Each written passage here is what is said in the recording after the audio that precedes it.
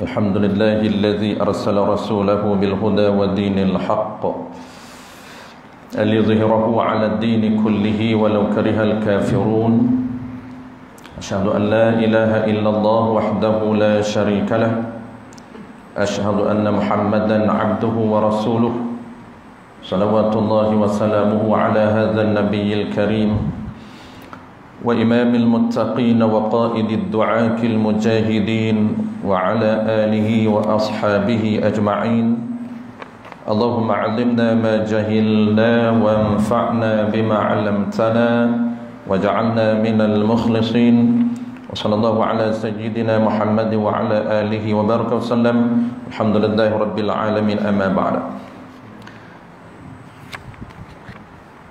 Terlebih dahulu seperti biasa tuan, marilah sama-sama kita menyatakan setinggi-tinggi kesyukuran kehadrat Allah Subhanahu wa taala kerana dengan limpah kurniaannya kita diberi kesempatan, peluang, kesihatan dan kekuatan oleh Allah Subhanahu wa taala untuk kita menyambung kembali pengajian muamalat kita.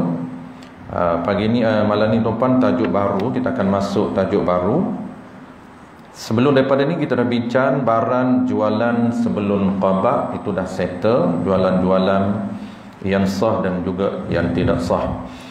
Dan masuk tajuk baru juga masih lagi jenis jualan, jenis jual beli. Ini tajuk terakhir tu kan, tajuk terakhir dalam jual beli. Sebelum kita nak masuk topik baru, topik bulan depan ni, iaitu pajak. Dia panggil pajak buah, bukan pajak gadai, pajak buah. Ini tajuk terakhir dalam jual beli, iaitu jenis jual beli yang sah. Sebelum daripada ni jenis jual beli yang tidak sah, haram, dan juga sah, ada haram yang tidak sah.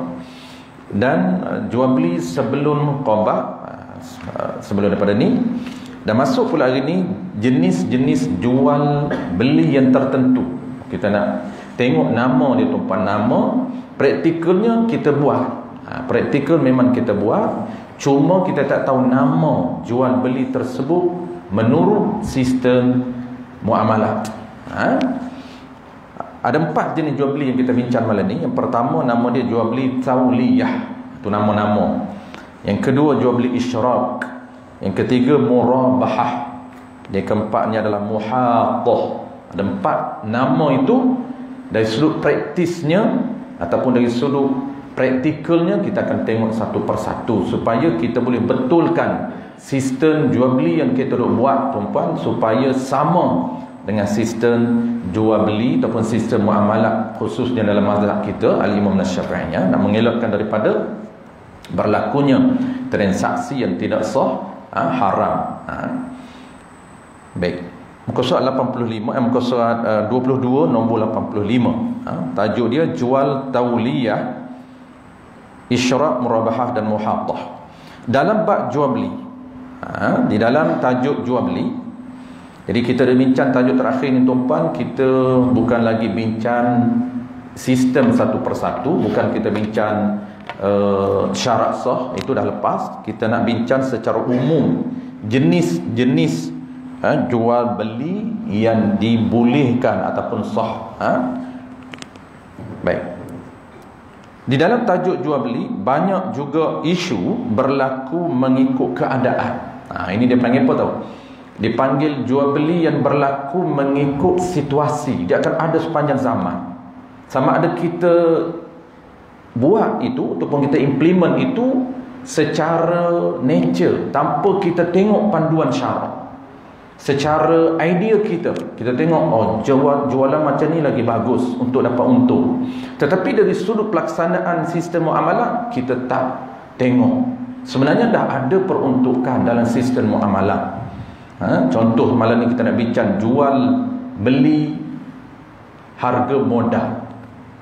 Jarang orang buat, tapi ada jual harga modal. Ni orang panggil jual harga modal, nak untung macam mana? Okay. Dalam jual beli banyak juga masalah berlaku mengikut keadaan. Seperti contoh yang kita nak bincang, seperti jual tauliyah. Biasa kita dengar tauliyah ni orang yang ada tauliyah mengajar. Ada tauliyah. tauliyah, dan jual beli yang kedua nama dia isyrak, dan yang ketiga murabahah, dan yang keempat muhadah. Kita tengok satu persatu. Baik, kita tengok dulu tuan-tuan jual beli yang pertama, iaitu jual beli yang nama dia tauliyah. Tak ingat nama tak apa, yang paling penting praktikal itu, praktis itu, cara kita buat itu. Oh, rupanya jual beli macam ni nama di dalam Islamnya tauliyah. Okey, macam mana jual beli tauliyah? Qala al-musannif rahimahullahu ta'ala, perkataan tauliyah itu makna tauliyah itu memberi kuasa, beri kuasa kepada pembeli. Dia sebut di sini memberi kuasa sahaja, ringkas, kita ni ringkas.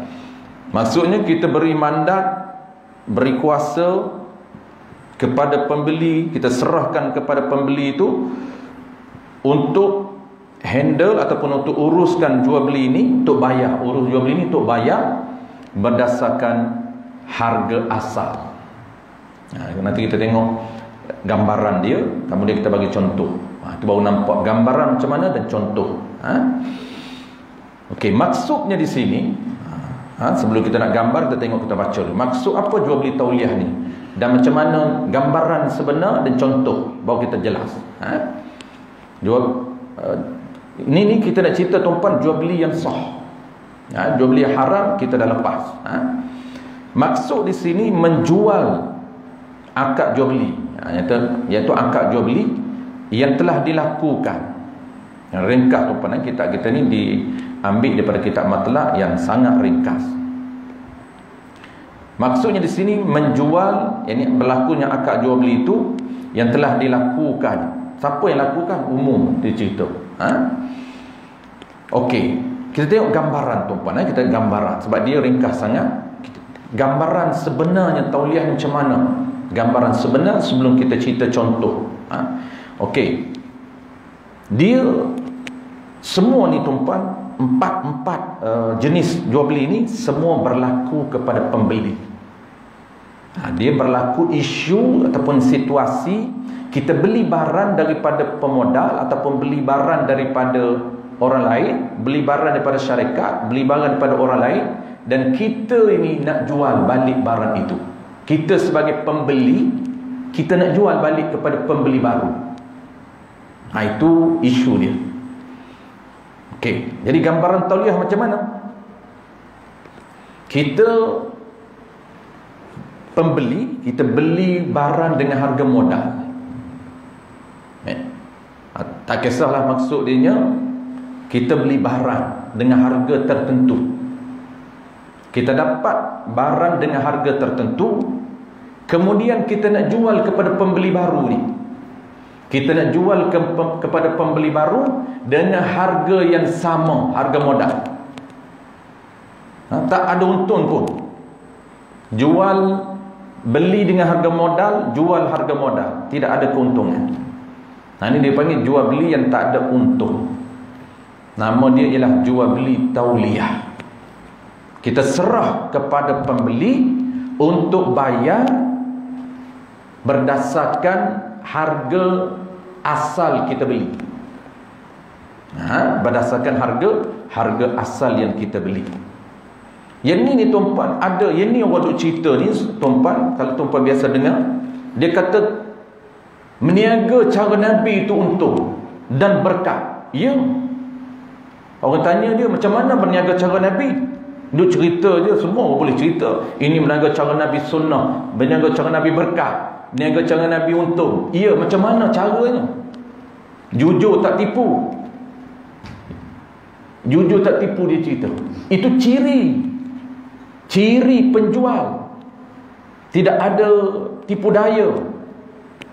Tetapi cara model jual belinya macam mana, supaya kita boleh tiru. Bukan kita nak tiru kejujuran yang ada pada Nabi saja, tapi model jual beli yang Nabi tunjuk pada kita macam mana modelnya. Dia duk nampak umum jual beli cara Nabi ni, antaranya dan Nabi jual beli dengan harga modal. Dia duk highlightkan benda dari satu sudut saja. Betul. Itu yang kita nak bincang. Tapi dia tak bincang, dia tak cerita model-model lain yang Nabi buat. Memang Nabi jual dengan harga modal. Tu kita nak bincang malam ni. Ada Nabi buat jual dengan harga untung yang Nabi tetapkan untung. Dua. Dan yang model yang ketiga, ada Nabi jual dengan harga, Nabi cerita modal dan Nabi minta pembeli berdasarkan kemampuan dia. Ini yang untung. Orang kaya mampu, tinggi dia beli. Harga kereta saya 30k modal. Tuan-puan mampu berapa? Silakan. Bukan tak ada untung, ada untung, tak boleh tak bagi untung. Orang kaya, nisbah bagi dia ni, nisbah untung dia lagi tinggi. Contoh harga 30,000, saya mampu, saya bagi yang untung 40,000, 10,000 keuntungan Nabi dapat. Datang orang du'afa wal masakin wal fuqara, dia perlu barang ini, maka Nabi kata berapa mampu bayar untung? 200 je.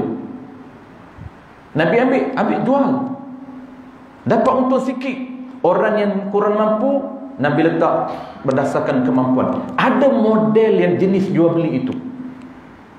Jadi jangan fokus jual beli ini nampak Nabi buat satu benda je, lepas tu duk orang panggil apa? Duk wawarkan, duk canan. Jual beli yang berkah, jual beli yang orang panggil apa? Yang sunnah, ialah jual beli yang tidak ada keuntungan. Mana ada orang berniaga jual beli tak ada untung tu? Jual tak ada untung, cuma rendah dan tinggi saja. Ini model-model kita akan belajar sistem jual beli yang Nabi praktik di pasar. Nabi menjual di pasar dan Nabi praktik model-model ini. Baik, model pertama kita nak tengok tauliyah. Saya ulang bagi tuan, gambaran tauliyah ini iaitu pembeli, dia beli dengan harga modal. Kemudian dia nak jual balik kepada pembeli lain, kepada orang baru. Dia nak jual balik ini dengan harga apa? Dengan harga yang sama, dengan harga modal. Dia ada untung, dia tak ada untung. Ini jual beli tak ada keuntungan. Tapi ini salah satu daripada magnet ataupun penarik keberkatan dan kebaikan. Kerana kita nak bantu jual dengan harga modal, tapi kita akan dapat keuntungan melalui cara lain. Cuma beza tuan-puan, beza jual beli tauliyah yang kita nak bincangkan, 4 jenis model jual beli malam ini, semuanya dia cerita di dalam lafaz. Dia kena cerita dalam lafaz. Hari ini jangan cerita dalam lafaz, tak ada. Dia kena cerita, saya beli barang A dengan harga RM50 dan kamu bayar dengan harga modal. Kamu bayar dengan harga modal. Okey. Itu gambaran dia. Contoh macam mana? Contoh tuan-puan, memang di pasar raya biasa memang payah kita nak dapat. Kalau kita pergi, tak ada nak jual harga modal lagi ni. Tak ada. Kalau kita pergi di shop Amway, ada. Amway ni tuan-puan, dia punya business owner, dia tak jual dengan harga roncik, tak ada. Dia akan jual dengan harga ahli ataupun harga modal. Contoh tuan-puan, saya cerita kepada Hairi, saya beli ubat gigi Glister ini sebanyak RM29.50, dan saya jual ataupun saya minta Hairi bayar dengan harga yang sama. Dia kena cerita, baru jadi jual beli tauliyah. Kalau tak cerita, itu bukan jual beli tauliyah. Dia tak cerita harga modal, hanya dia kata tak apa, bayar harga modal lah. Orang pun tanya berapa modal, murah je RM50 umum. Mungkin boleh jadi itu bukan modal sebenar dia. Tauliyah ini dia cerita jelas, saya beli barang ini, ubat gigi yang nama dia Glister ini, dengan harga RM29.50 dan bayar dengan harga yang sama. Baru jadi jual beli tauliyah. Lafaz itu, kita guna lafaz itu, bukan lafaz biasa dah. Lafaz biasa saya jual ubat gigi ni kepada Hairi dengan harga RM29. Hairi kata, saya beli dengan harga yang tersebut. Settle. Itu jual beli biasa, bukan jual beli tauliah. Jual beli tauliah kita kena sebut, ni Hairi, saya jual harga ubat gigi ni harga ahli, harga modal, saya tak ambil untung pun, RM29.50. Bayar ataupun Hairi bayar dengan harga yang sama. Dia jawab ya, jadi ijab qabul. Itu contoh praktis yang ada di shop MW. Sebab tu saya kata mudah. Mudah nak bagi contoh. Pasar raya lain tak ada. Jadi kita duk buat ni tuan-tuan, di shop MW ni memang ada orang panggil model-model yang telah orang panggil peruntukkan di dalam sistem muamalah. Okey, contoh settle. Kita baca, kita dah tahu dah contoh, gambaran pun kita tahu. Kita tengok. Qala al-musannif rahimahullah taala. Seperti, ni nak tengok mana lafaz. Contoh, macam mana kita nak guna? Seperti berkata pembeli kepada seorang lain. Seorang lain tu kepada pembeli baru. Dia kata apa? Pembeli baru tu yang telah tahu akan harga barang itu. Dia dah tahu harga barang tu. Dia tahu harga modal, dia tahu. Wallaituka hadzal aqda, dalam bahasa Arab. Artinya saya berikan kuasa kepada kamu. Maksudnya tu bahasa akademik, bahasa kita, kamu beli, ataupun saya jual kepada kamu akan barang ini. Kamu beli akan barang ini ataupun saya jual kepada kamu barang ini. Apa yang saya beli ini, maksudnya dengan ataupun harga yang sama dengan saya beli. Kamu bayar barang ini harga yang sama dengan harga modal. Itu dia punya lafaz yang kita kena guna.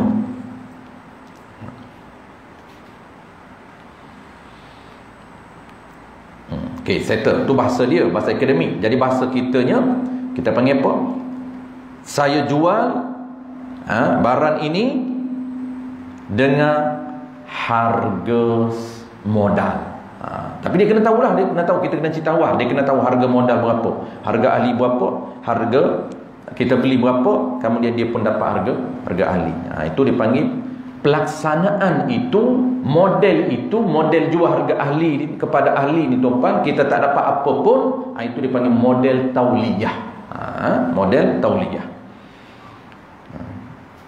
Bukan jualan biasa. Kalau jualan biasa tuan-tuan, walaupun kita tahu modal, dia letak, dia jual untung, tapi untung sikit, itu bukan jual beli tauliyah. Jual beli tauliyah dia kena kita tahu dan lafaz, ada lafaz dia, ada cara dia. Wallaituka hadzal aqda, wallaituka hadzal aqda, ataupun kamu jual, ataupun saya jual, ataupun kamu beli, ataupun saya jual kepada kamu dengan harga ahli ataupun harga modal. Tu settle. Jawab dia hukum jual beli ni, jawab dia saya terima. Itu je dia jawab. Ya ataupun saya terima. Ataupun dia setuju. Hukumnya ia apa nama ini, jual beli, hukum jualan tu tauliyah tu, hukumnya ia jual barang itu kepadanya, kepada pembeli dengan harga yang dibelinya itu, sekalipun tiada disebutkan harganya, hukumnya sah jualan itu, sah. Walaupun dia tak sebut harga.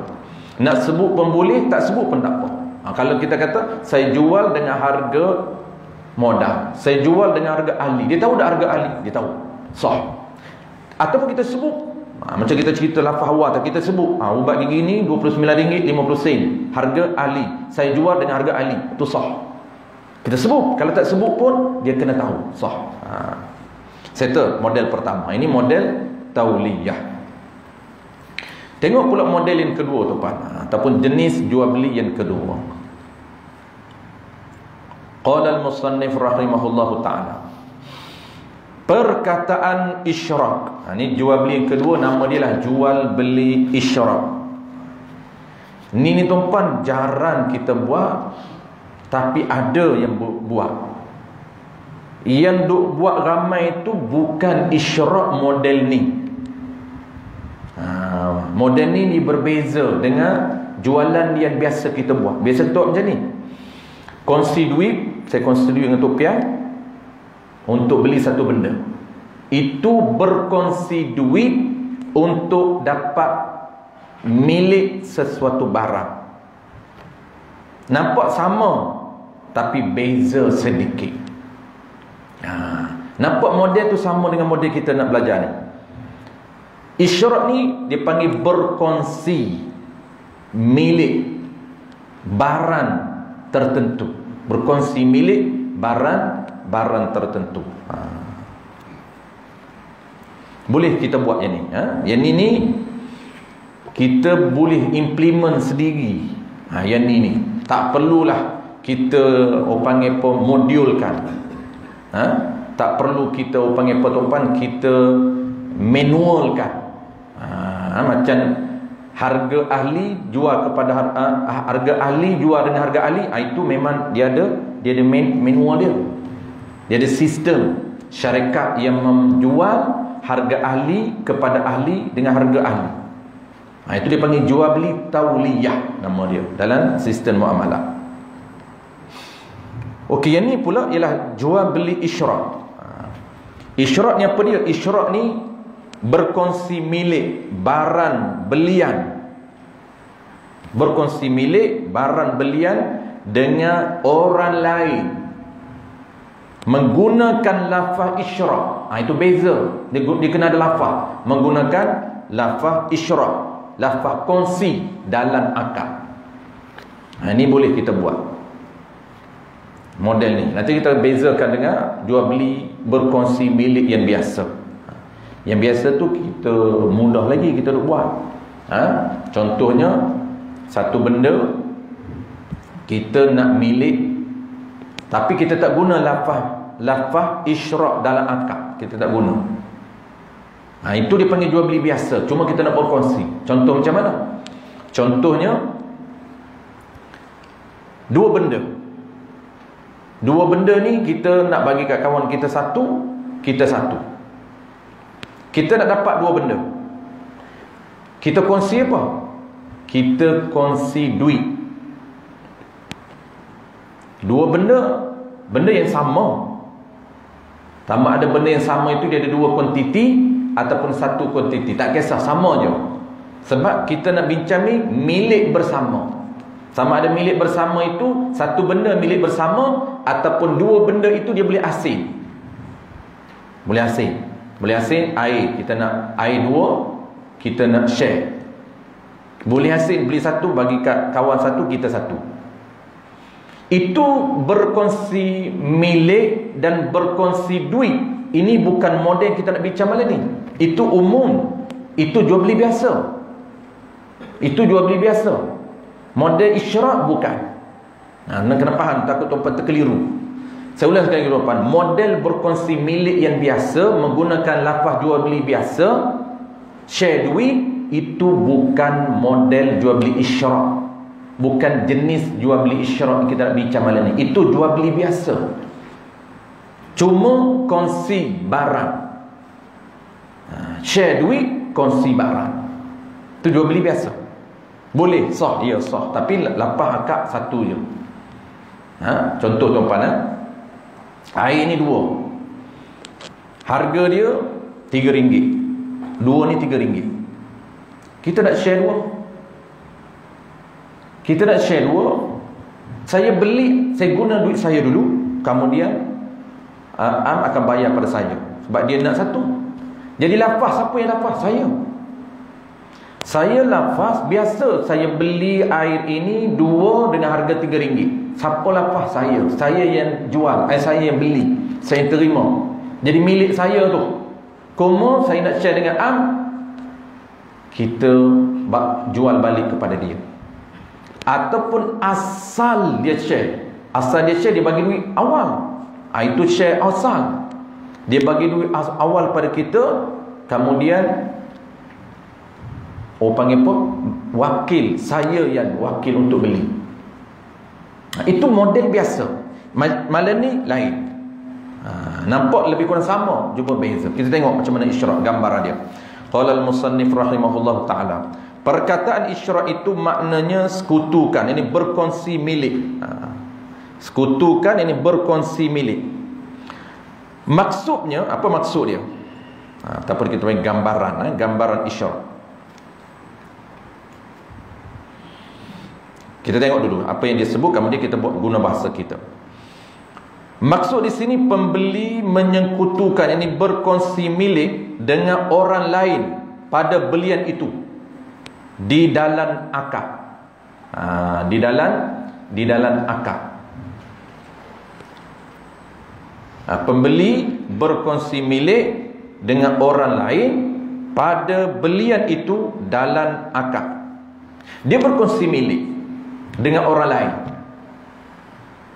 Satu belian itu, satu barang itu, dia nak kongsi milik dengan orang lain, tapi dia sebut di dalam akad. Ini beza model ni. Memang jarang kita buat, tapi boleh kalau kita nak buat. Boleh kalau kita nak buat.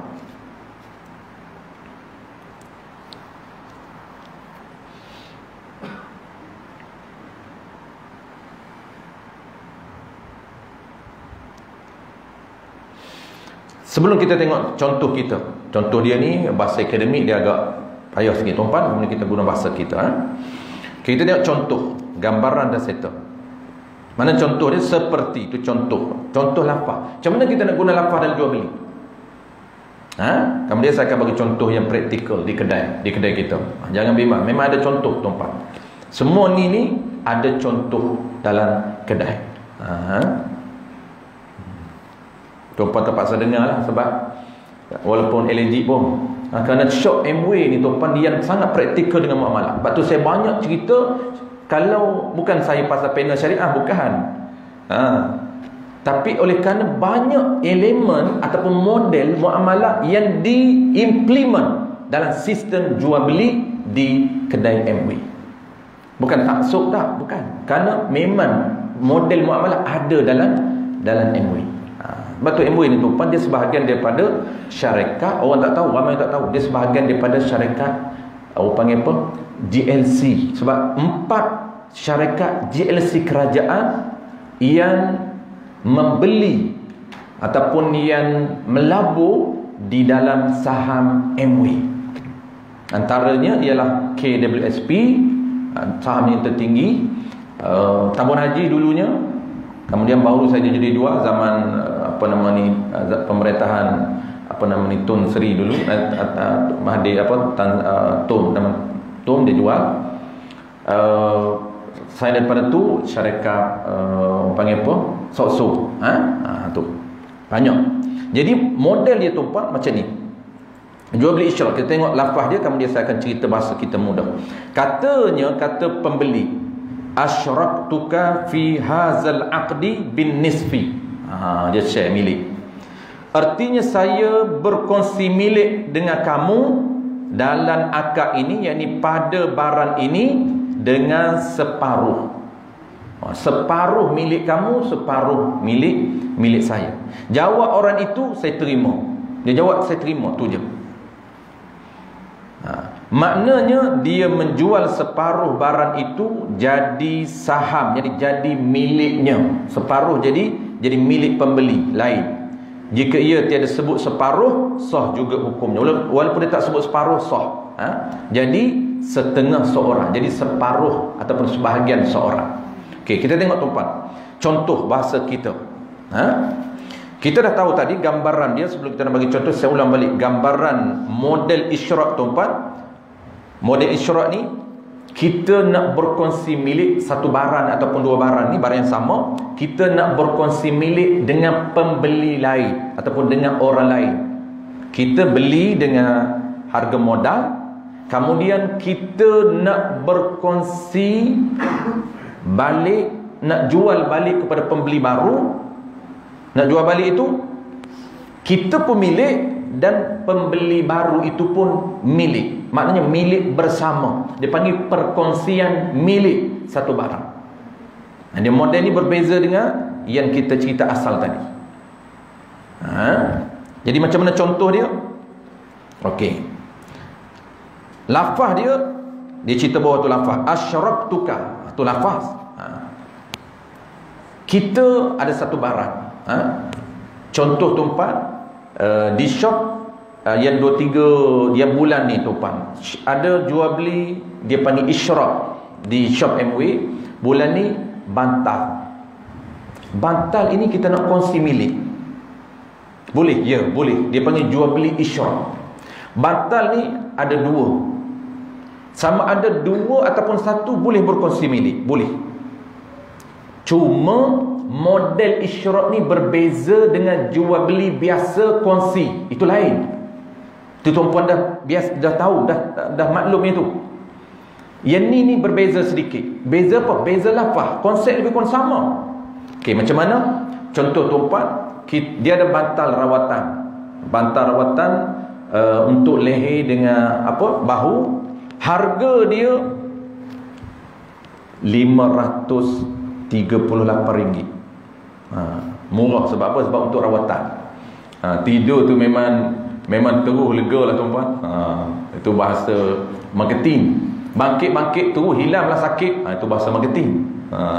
Tapi overclaim tak boleh, haram. Kita dah belajar dalam muamalah, overclaim haram hukum dia. Tak boleh claim benda yang tidak ditetapkan di dalam kajian ataupun kelebihan yang ada pada produk. Tak boleh. Kalau dia claim kelebihan di luar daripada kelebihan ada pada produk, itu haram di dalam Islam. Tak boleh. Yang ini etika jual beli dalam Islam. Kadang-kadang tuan orang terlebih tuan kerana nak suruh beli, menyebabkan dia claim benda-benda yang tidak ada pada produk itu, hukumnya adalah haram. Tapi sah jual beli itu, sah. Cuma transaksi itu adalah haram. Baik. Harga dia tuan RM538. Kita 2, nak beli 2. Maknanya lebih kurang 200 lebih lah. 200 lebih share. Dia bukan share ni. Ni model ni bukan share. Macam mana cara dia? Cara dia tuan-puan, saya cerita dengan Am lah mudah. Saya kata saya jual kepada kepada Amri bantal ini dengan harga dia kena tahu harga dia, harga asal 500 lebih tu dia kena tahu. Dan saya jual apa? Saya jual separuh, sebahagiannya ataupun satunya kepada A. Satu tu saja. Makna dia bayar 200 lebih saja. Dia bukan bayar 538. Tidak. Dia bayar sebahagian. Ya. Dia jawab ya. Kemudian dia bayar. Sah hukum dia. Nampak tak?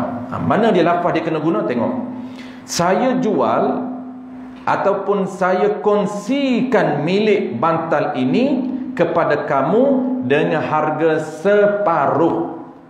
Dia kena guna saya jual ataupun saya kongsikan bantal ini kepada kamu dengan harga separuh. Itu model isyrak. Jadi milik siapa? Batas satu milik kita, satu milik dia. Sebab harga totalnya 500 lebih. Kita nak kongsi 2, dia separuh, kita separuh. Tapi model ni bukan kongsi macam biasa. Macam biasa ni kita kongsi, kita yang angkat seorang. Kita beli dengan syarikat, dapat bantal, kita bagi kepada kawan kita. Itu model jual beli biasa. Cuma berkongsi barang, itu biasa. Yang isyrak ini tak, dia kena sebut berkongsi milik dan sebut di dalam ijab dan qabul.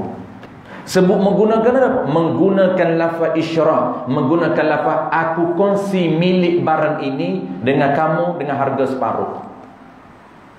Itu. Ya. Boleh combo atau tak combo boleh. Combo pun boleh, tak combo pun boleh. Macam sekarang ni di kedai banyak buat combo lah. Tapi kalau tak combo pun boleh juga. Kalau contoh set combo, kita nak share 2 orang. Tapi share 2 orang bagi duit itu model biasa. Ini bukan dia beli dulu kemudian dijual balik ke kawan dia. Contoh saya batal tadi, saya dah beli 2 biji combo, set combo 2 biji 538. Saya kata beli ni bagus ni. Kata untuk apa Ustaz? Untuk tidur nyenyak. Saya pun kempen lah, kempen untuk rawatan ni. Dia kata berapa satu? Kita share. Lalu saya pun jual kat dia. Jual dengan apa? Saya pembeli, saya dah beli, kemudian saya jual, saya ni pembeli, saya jual kepada pembeli baru. Saya jual macam mana? Saya kongsikan, dia guna gelapah kongsi, isyrak. Itu beza dia. Saya kongsikan dengan bantal ini dengan harga separuh. Dia pun bayar harga separuh. Dia kata berapa separuh? Dia kena tahu. Saya catat 500 lebih bagi 206 je. Saya kata RM260. Okey. Dia jawab okey. Jadi jual beli. Walaupun dia tak guna saya jual bantal ini dengan harga 268, tak sebut pun, tak sebut. Kalau dia sebut macam tu, itu jual beli biasa. Ni tak jual beli model isyrak. Jarang-jarang kita buat. Jarang-jarang kita buat. Memang kena berada dalam pasaran, dalam muamalah lah, baru kita boleh implement sistem syarak ini. Ketidak, memang tak akan pernah kita implement setiap sistem syarak. Habis. Sekali lagi tuan-puan, kemudian yang keempat tu kita akan sambung akan datang. Itu ada.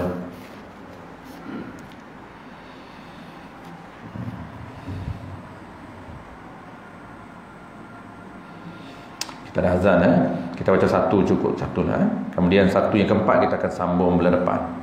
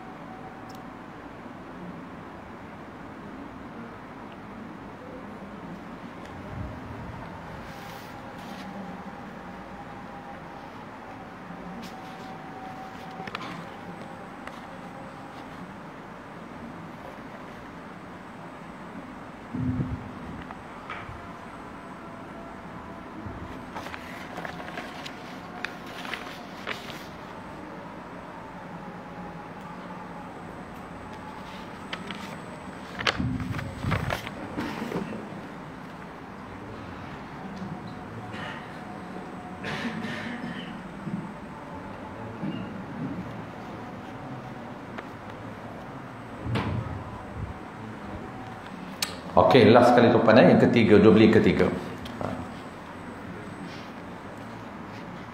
Jual beli ketiga, dia tiga jual beli ni tuan-tuan, dia hampir dengan model yang Nabi buat. Hampir macam mana? Sebab ketiga-tiga jual beli dia akan sebut harga modal. Biasa hari ni kita tak sebut modal tuan-tuan. Contoh saya jual acar tuan-tuan, acar buah tuan-tuan. Saya tak sebut modal. RM15. Tuan-tuan tak tahu modal saya berapa. Itu biasa kan. Kebanyakan hari ni tuan-tuan tidak dimaklum modal. Kalau dia maklum pun ada juga orang jadi menipu je. Dia kata saya nak perhabis barang ni, bayar modal dah. Saya kata berapa modal bang? Bayar RM20 dah. Pandai dia takut menipu jelas sangat. Dia kata tak berapa barang, saya nak bayar modal berapa? Tak apalah, ustaz bayar RM20 dah. RM20 dah tu dia dah calculate modal 15 plus RM5. Tapi dia cakap bayar modal dah lah sebab saya nak balik cepat ni, saya nak habiskan barang ni. Itu menipu. Menipu ni tuan-tuan, hukum dia adalah haram, tetapi jual beli itu sah. Sah. Sebab dia elemen menipu ni adalah elemen lain. Sebab tu Nabi sebut kenapa Nabi ni dia cepat grow bisnes dia. Dia ada dua elemen yang ada pada Nabi yang cepat. Nabi ni kalau kita susuri sejarah dia tuan, dia mula berniaga seawal umur 7 tahun. Itu belajar. Dia tak berniaga sendiri. Dia mula berniaga sendiri, buka kedai sendiri umur awal 20-an. Ini khilaf. Ada kata 22, ada kata 23, tapi 24 dia dah jadi jutawan. Dia dah kaya. Belum tu dia tolong bapa saudara dia saja. Dia tak ada bapa sendiri upah gitu je, tak dapat duit banyak pun sebab belajar. Tapi ingat, pengalaman yang ada pada Nabi, sebab tu dia grow cepat. Pengalaman dia lama. Dia bantu bapa saudara dia, umur dia 7 tahun lagi. 7 tahun ni tuan, dia berada di dalam apa? Di lapangan. Dia melihat bagaimana orang Quraisy berniaga di pasar-pasar besar. Dia tengok dengan mata sendiri. Sebab tu kita jangan tengok Nabi grow 3 tahun, tak, pengalaman dia. Cuma kenapa cepatnya Nabi grow ataupun Nabi berkembang bisnes dia? Pertamanya lah disebabkan oleh model yang diimplement oleh Nabi itu luar biasa, yang tidak ada pada masyarakat jahiliah ketika itu. Sebab tu kita ni sedang belajar model-model yang Nabi buat dalam sistem muamalah.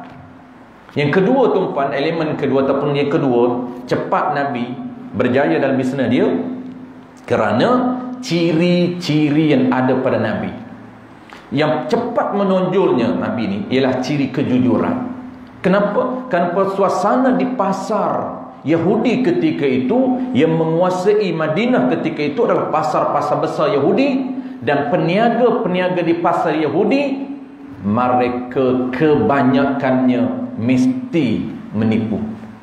Apabila Nabi ni jujur, dia buat model, dia cerita harga modal, tak pernah berlaku di kalangan peniaga Yahudi yang menceritakan harga modal, yang menjualkan harga ahli dengan ahli.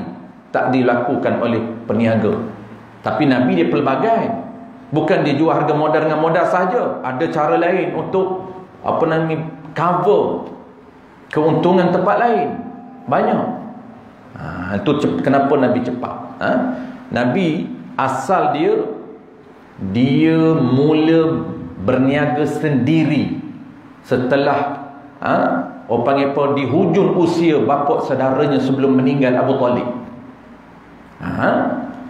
Abu Talib itu tuan yang recommend Nabi bertemu dengan partner dia, Sayyidatina Khadijah. Kenapa? Kerana Nabi ni dia nak mula buka kedai sendiri, buka niaga di pasar sendiri dengan modal sendiri. Ketika tu Nabi tak punya modal yang besar. Maka modal, orang yang boleh beri modal besarnya tu ketika itu yang terkenalnya ialah Sayyidatina Khadijah. Dia orang kaya. Orang yang disegani, disanjungi, dikenali ramai dengan apa? Dengan kekayaan yang dimiliki oleh Sayyidatina Khadijah. Jadi modal Nabi ni tuan, Sayyidatina Khadijah dia yang beri modal untuk Nabi buka bisnes sendiri. Dan mula daripada itulah dia menjadi partner kepada Sayyidatina Khadijah. Dia boleh, macam mana dia boleh bertemu dengan Sayyidatina Khadijah? Sebenarnya Khadijah ini dah kenal lama Nabi. Dia menunggu bila Nabi ini nak datang bertemu untuk pinjam modal. So, budaya orang Quraisy tu dulu rupanya sama dengan kita juga. Dia mana-mana orang meniaga dulu memang budaya jenis kena pinjam modal besar untuk suntik dalam bisnes dia.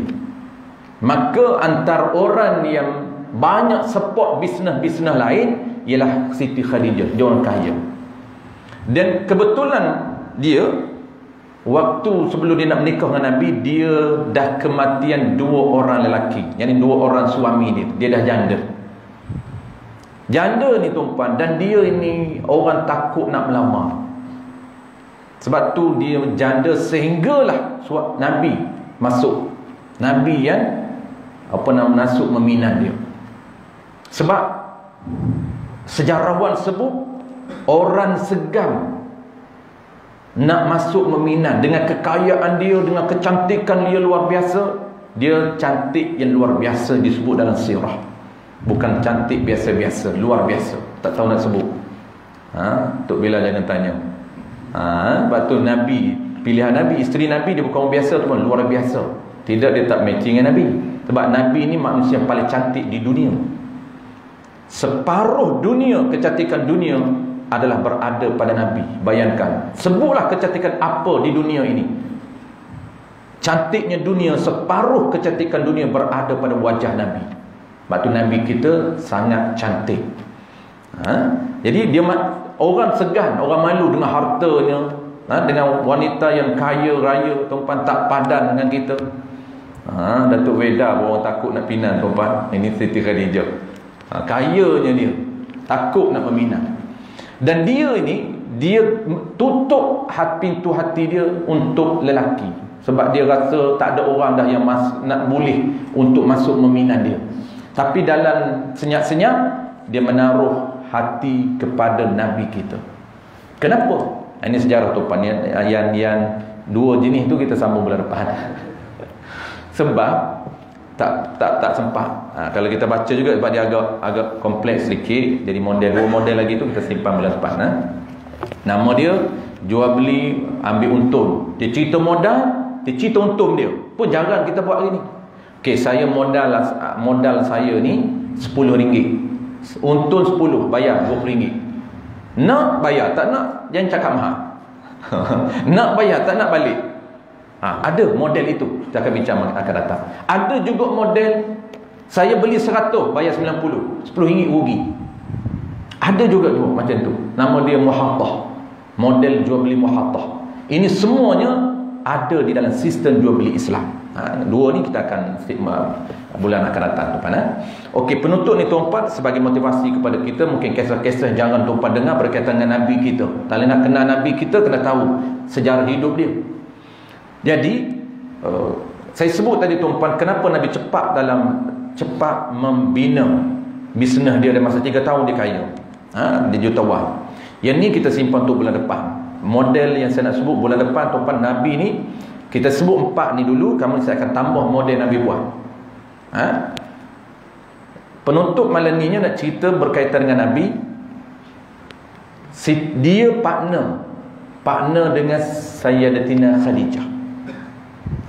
Modal dia ambil dan dia jadikan modal dia ni oleh kerana besar Khadijah bagi, dan dia sebagai partner, sebagai orang yang buat kerja, kemudian untung bagi. Saya nak cerita tuan-puan bagaimana mereka berkenalan. Ini dia panggil kisah yang jarang-jarang disebut di dalam sirah. Sejarawan sebut tuan-puan, ahli sirah sebut, ulama sirah sebut, Sayyidatina Khadijah ini dia dah bermimpi. Dia mimpi di rumah dia ini gugur, jatuhnya bulan purnama. Pelik. Cuma khilaf di sini. Ada kata mimpi ni sebelum dia berkahwin dengan 2 orang lelaki ni. Dia dah 2 orang lelaki dia kahwin sebelum kahwin dengan Nabi. Ada kata dia bermimpi sebelum dia berkahwin dengan Nabi. Lalu dia nak tafsir mimpi dia, pelik. Dia kata apa rahsia ataupun dia panggil bakal akan berlaku dalam hidup dia dengan mimpi yang berlaku. Dia pergi jumpa sepupu dia. Waktu tu sepupu dia masih muda. Nama dia Waraqah bin Naufal, yang buta tu. Dan dia merupakan pendeta, seorang ulama besar dalam agama Nasrani. Kalau kita ulama besar dalam wali lah kalau kita. Lalu Waraqah bin Naufal tafsir apa tuan-tuan? Dia kata kamu ini bakal akan berkahwin dengan seorang nabi. Dengan seorang nabi. Lalu dia tanya, siapa nabi itu? Dia kata nabi tersebut telah disebut namanya di dalam kitab Injil, dalam kitab Taurat, iaitu namanya Muhammad. Kalau kamu nak kenal rupa dia, sekejap lagi dia akan datang bawah rumah kamu. Dia akan datang, kamu boleh nampak. Kamu tengok, kamu akan nampak pemuda tersebut akan lalu di bawah rumah kita ini. Rumah dulu, orang dulu tu kan tinggi, bawah tu boleh lalu. Lalu dia nampak. Memang tepat Waraqah bin Naufal. Itu dia pendeta. Bukan cakap kosong, bukan tabir mimpi kosong ikut dam gitu. Kita ikut dam je. Mimpi jatuh bukit, sihir. Teguh sihir, mampu. Mimpi patu diulang, sihir. Jom berubat dengan saya. Habis tuan-tuan. Kita teka macam tu je tuan-tuan, boleh jadi sihir betul, boleh jadi betul. Jangan kata silap. Tapi boleh jadi juga silap. Boleh jadi. Tapi Waraqah bin Naufal, dia takbir mimpi tepat. Tiba-tiba Nabi ni masa tu dia muda, awal 20-an. Ni cerita bagaimana dia nak kenal ni. Dia masih pemuda. Dia lalu bawah dan Sayyidatina Khadijah kenal. Dia dah tengok rupa Nabi yang sangat cantik. Lalu kata ulama, ketika tu dia dah mula menaruh harapan kepada Nabi. Kerana Waraqah Naufal kata, inilah Nabi akhir zaman yang bakal akan menjadi suami kamu. Selepas tu lama proses tu, dia kahwin. Kata ulama dia kahwin dulu dengan dua. Ada kata mimpi ni lepas kahwin, masa dia janda. Tu khilaf lah.